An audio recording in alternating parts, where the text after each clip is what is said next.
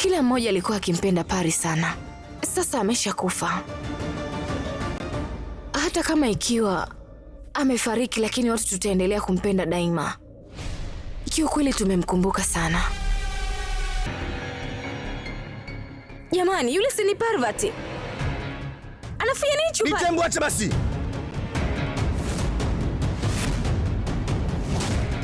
Imeunganikaje? Nimesema acha. Mimi mwenyewe nashindwa kuelewa. Sanju! Parvati! Parvati, acha! Parvati! Na masuala ya kamera mimi sijui chochote kile. Na hata sijui zimefikaje pale. Sasa ningewezaje kuiunganisha na TV huko jamani mimi? Lakini Bibi Parvati, mimi sijafanya chochote kile. Kimya!